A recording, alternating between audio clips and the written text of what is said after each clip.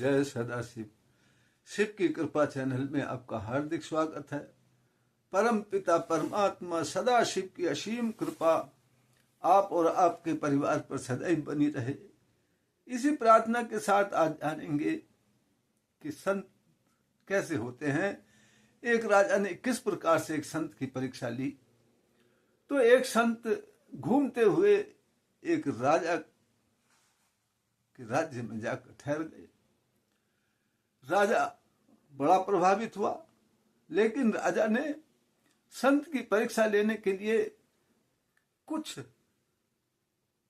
प्रयोजन किया। उसने संत जी को सभी राज्य की सुविधाएं मुहैया करा दी। मंत्री संतरी उनकी सेवा में लगा दिए और संत जी को एक सुंदर से महल में टिका दिया। अब जैसी सुविधाएं राजा को मिलती थीं, ऐसी सुविधाएं संत जी को मिलने लगी।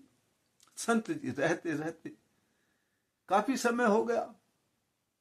राजा को लगने लगा कि अब तो संत जी मेरे जैसी सुविधाएं पा रहे हैं, अब तो उनमें और मुझ में शायद कोई अंतर नहीं रह गया है। तो संत जी सुबह सुबह घूमने जाते थे।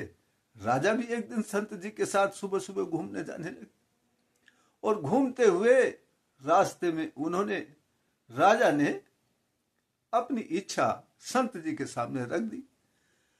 बोले, संत जी, अब तो आप में और मुझ में कोई अंतर नहीं रह गया है। आप भी वही सुविधाएं भोग रहे हैं जो मैं भोग रहा हूं।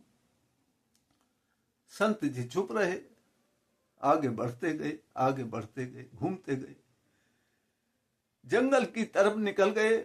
जंगल में चलते चलते चलते चलते दोपहर हो गई। राजा ने कहा, संत जी आओ अब लौट चले, काफी दूर निकल आए हैं। संत जी मुस्कुराए और बोले, अब लौट कर क्या करेंगे? सारी पृथ्वी तो उसी परमेश्वर की है, अब आगे ही चलेंगे। जहां भी रहेंगे उसी की छत्र छाया में रहेंगे। इतने दिन राज सुविधाओं का भोग कर लिया है, अब जंगल में रहेंगे।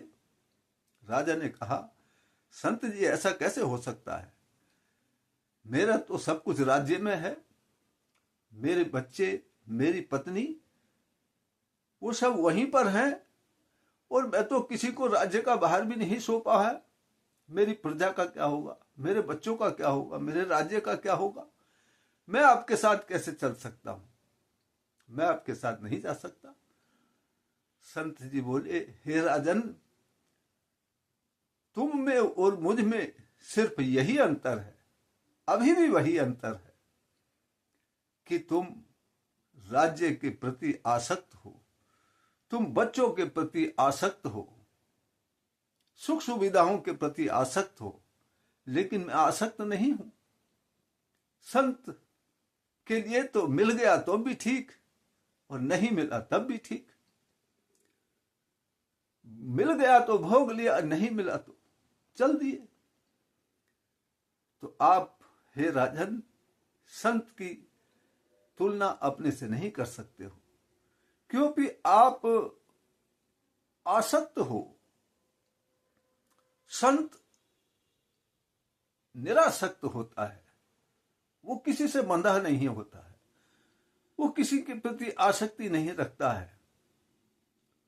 तो राजा ने जांच लिया कि यही सच्चे संत की पहचान है, जो सब कुछ होते हुए भी निरासक्त हो, किसी से बंधा ना हो, आसक्त ना हो। यही सच्चे संत की पहचान है। और राजा ने संत का सत्कार किया और उसके चरणों में गिर करके क्षमा मांगी कि हे संत, आप मुझको क्षमा कीजिए और मुझे मेरे राज्य में चलकर मुझे ज्ञान का उपदेश दीजिए, मेरा कल्याण कीजिए। तो यह होती है संतों की पहचान। संत कभी भी बंधते नहीं है। आज बस इतना ही। परम पिता परमात्मा सदाशिव की असीम कृपा हम सभी पर बनी रहे। इसी प्रार्थना के साथ फिर मिलते हैं अगली वीडियो में। तब तक के लिए जय सदाशिव।